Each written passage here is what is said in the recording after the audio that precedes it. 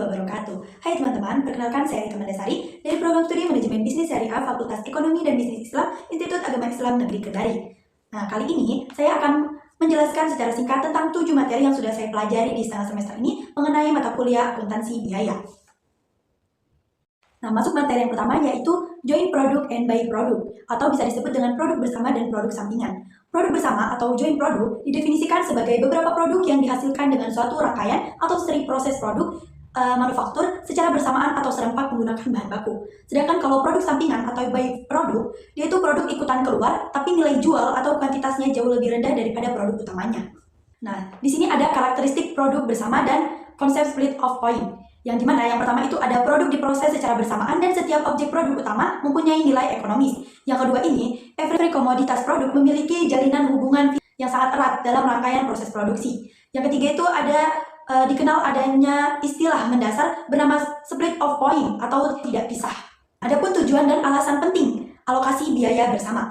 Alokasi biaya merupakan media pembebanan nilai dari rumpun biaya tidak langsung atau biaya bersama ke objek biaya tertentu secara proporsional. Pihak akuntan manajemen melakukan alokasi biaya ditujukan untuk berbagai alasan strategis. Yang pertama itu untuk menghitung harga pokok produksi. Yang kedua ini menyusun valuasi nilai persediaan produk, dan masih banyak lagi. Selanjutnya itu ada metode alokasi biaya bersama, yang dimana itu yang pertama pakai metode harga pasar.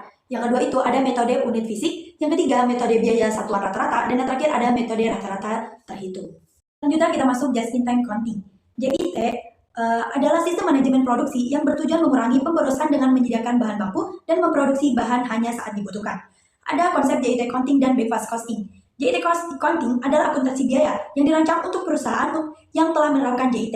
Sistem ini tidak hanya mencatat biaya pada setiap tahap produksi, tetapi membebankan biaya secara mundur atau backfast ketika produk selesai diproduksi. Ada perbedaan dengan akuntansi biaya konvensional. Akuntansi biaya konvensional mencatat seluruh perpindahan bahan dan biaya secara rinci pada setiap tahap produksi. Sebaliknya, jika JIT costing, dia menyederhanakan pencatatan dengan meminimalkan akun dan mengurangi pencatatan WIP. Adapun mekanisme cara kerja backfast costing, yaitu untuk membeli bahan baku yang dicatat ke akun gabungan, mengumpulkan biaya konversi dan membebankan biaya ke produk jadi berdasarkan biaya standar saat produk selesai. Adapun syarat penerapan JIT costing. JIT costing dapat diterapkan jika perusahaan memiliki siklus produksi yang singkat, persediaan WIP yang sangat kecil, produk yang standar, dan sistem JIT yang berjalan dengan baik. Adapun kaitan JIT costing dengan akad syariah, yaitu dia sejalan dengan prinsip syariah karena menekankan kejujuran, transparansi, keadilan dalam pembebanan biaya. Namun, perusahaan tetap harus memastikan laporan keuangan sesuai dengan kondisi sebelumnya. Selanjutnya, kita masuk pada material controlling.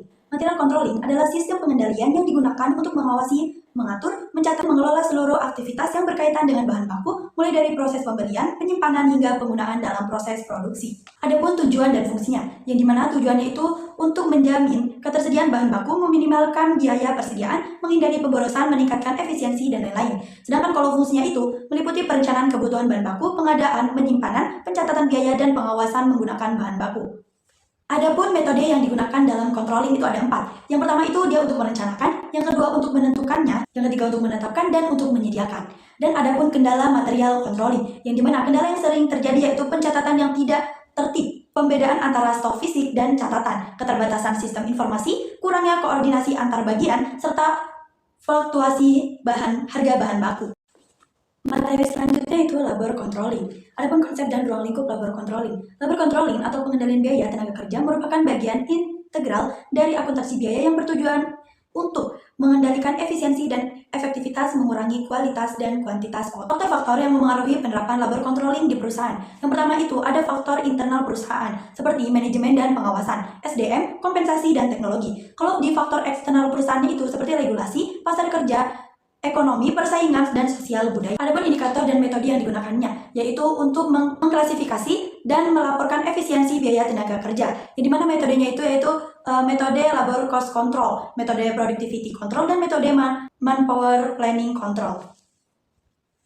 Adapun tantangan dan hambatan utamanya, yaitu SDM lemah, kemudian biaya bengkak, pengawasan lemah, sistem masih manual, dan ada lagi beberapa macam. Selanjutnya, kita masuk pada factory overhead controlling. Factory overhead controlling yaitu proses merencanakan, membantu, dan mengevaluasi semua biaya tidak langsung itu.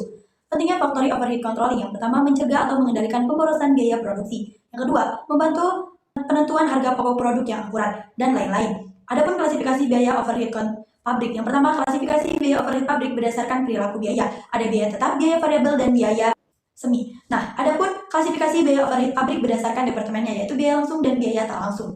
Selanjutnya kita masuk pada mekanisme pengendalian overhead. Yang pertama itu departementalisasi biaya overhead pabrik, yang dimana dia proses pemisahan dan pengelompokan biaya-biaya tak langsung yang terjadi. Yang kedua itu perencanaan dan penganggaran biaya. Dan yang terakhir ada metode pembebanan biaya. Departementalisasi biaya overhead pabrik, yang dimana menurut Kamus Besar Bahasa Indonesia, departementalisasi adalah proses pembagian suatu organisasi ke dalam satuan-satuan kerja atau departemen berdasarkan fungsi wilayah, produk maupun pelanggan. Adapun tujuannya yaitu untuk membebankan biaya overhead pabrik secara adil dan teliti, untuk meningkatkan pengendalian biaya overhead pabrik, dan untuk menyediakan informasi yang diperlukan dalam pengambilan keputusan manajemen. Adapun manfaatnya yaitu meningkatkan ketepatan pembebanan biaya overhead, mempermudah pengendalian dan pengawasan biaya, membantu evaluasi kerja setiap departemen, dan lain-lain. Adapun kelebihan dan kekurangannya, yang dimana kelebihannya itu menghasilkan pembebanan biaya yang lebih akurat, penentuan harga pokok produksi, pengendalian biaya, dan tanggung jawab setiap departemen.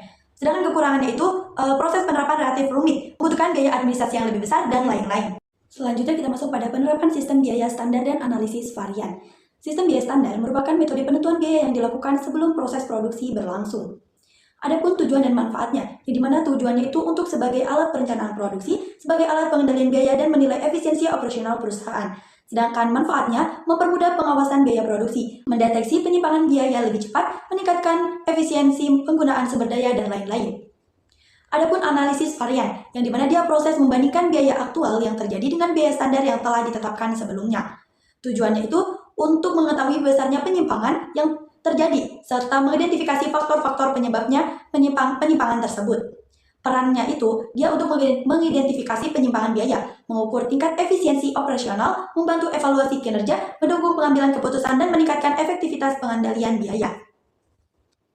Baik, itulah tadi 7 materi singkat yang sudah saya jelaskan. Apabila ada kurang dan lebihnya mohon dimaafkan. Wassalamualaikum warahmatullahi wabarakatuh.